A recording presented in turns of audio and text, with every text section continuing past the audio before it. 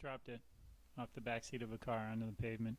Looks like it hit about here, then cracks spidered everywhere. Luckily, everything still works. The LCD, touchscreen, digitizer, all the ports. On this phone, the LCD and digitizer are separate parts, and I just need to replace the digitizer. Here's the replacement digitizer. This one I got from tmart.com, but it looks like you can find them lots of places. Tmart included 2 case splitters and the correct size Torx screwdriver. The only other tool you'll need is a 00 precision Phillips screwdriver. There's protective plastic on both sides. Obviously, don't peel this off till you have to.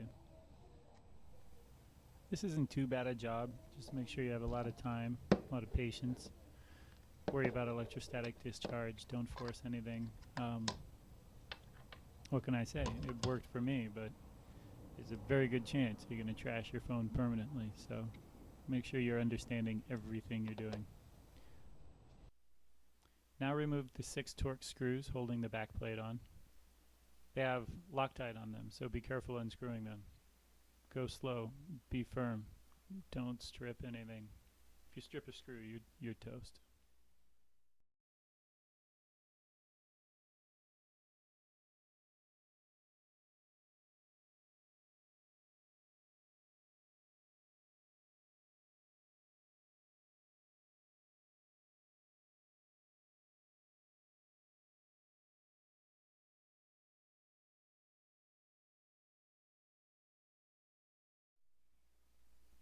One of the screws is covered by a sticker that voids your warranty. I figured my warranty's already trashed, so I just scraped it off with an X-Acto knife. It's a pain to get all the paper out of the screw head, but easy enough. Out comes that last screw. There are the 6 tiny Torx screws. Now use the case crackers to pry the back plate away from the frame. The frame is stout, but the back plate is really, really thin in places. You'll break it if you pull too hard. So go slow, be gentle, make sure to disengage the individual clips.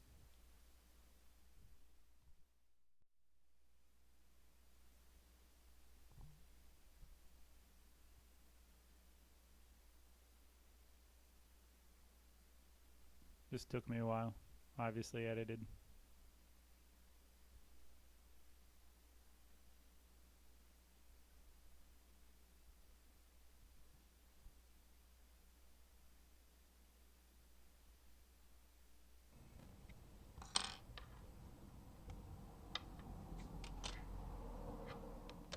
Okay, the back plate is off.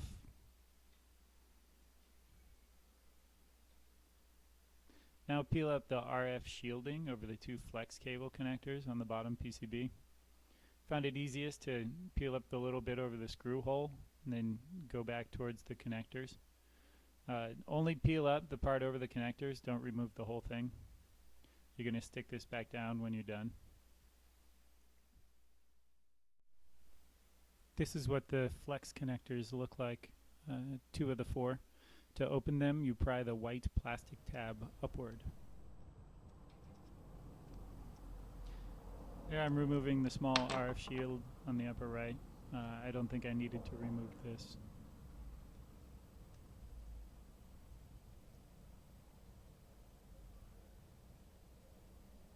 You can probably leave it on. I don't remember disconnecting the ribbon in that under that connector. If I recall correctly, that's for the proximity sensor. Now I need to remove the PCBs. Be careful with the proximity sensor and the power button, of course. Here I'm disconnecting the 00 Phillips screw that holds the upper PCB down.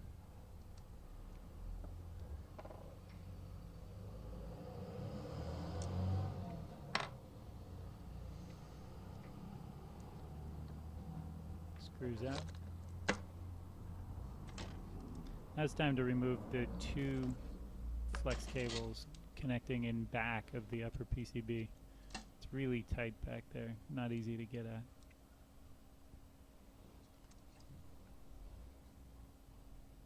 Only pull on the flex cable, not on the connector.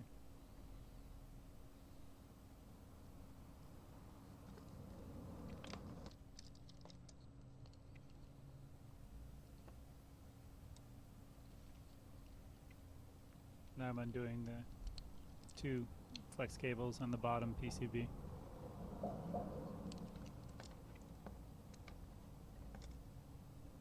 Also tight, not as bad. You can see earlier I disconnected one of the RF, the coax cables. That small black guy. That was a mistake. I'll plug it back in.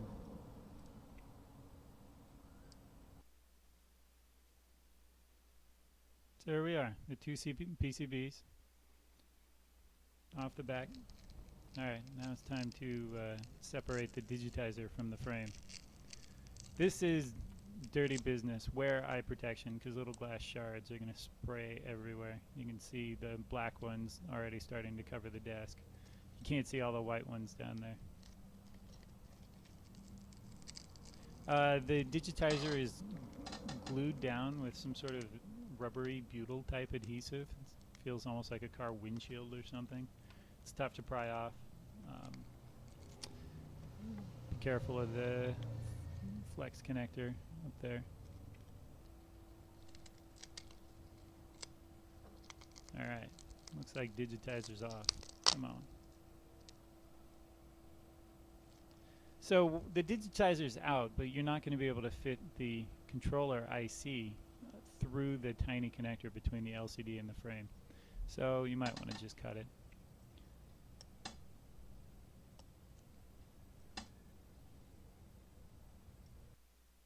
Make sure to get every last piece of the broken digitizer out.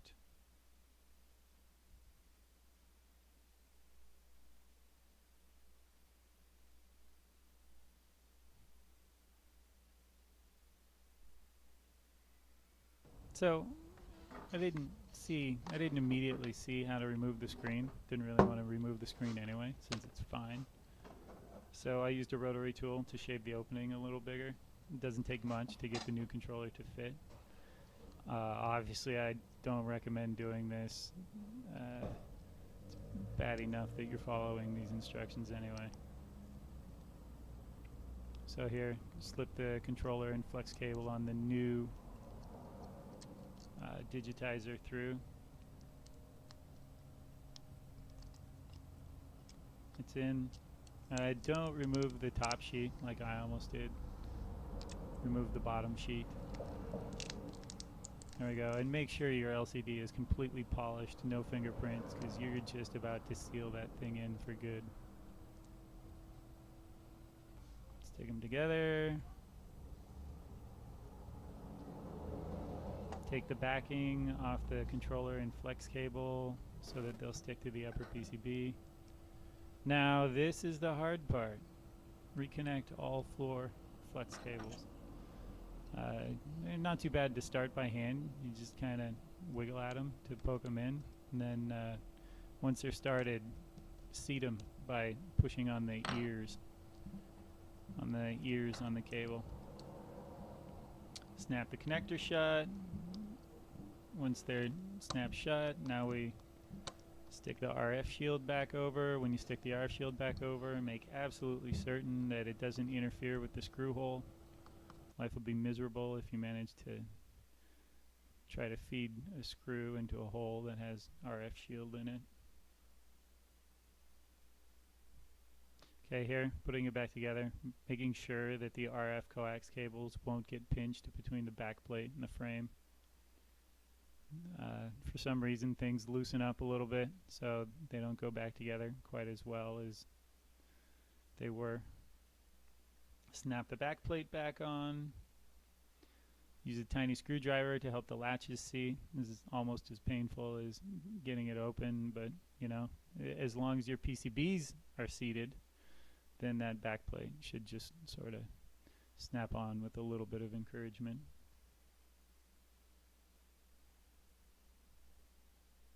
There it is. Replace the 6 Torx screws. This isn't too bad.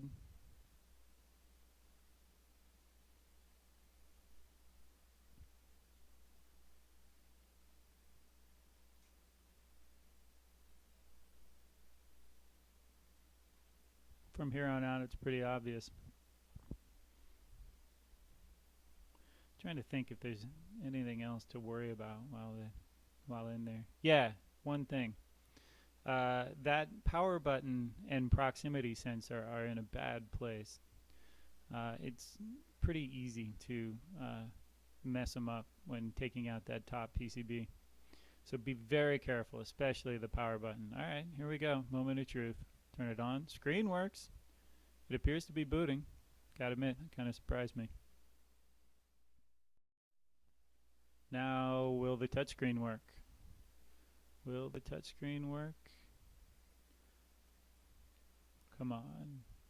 Drag. Yes!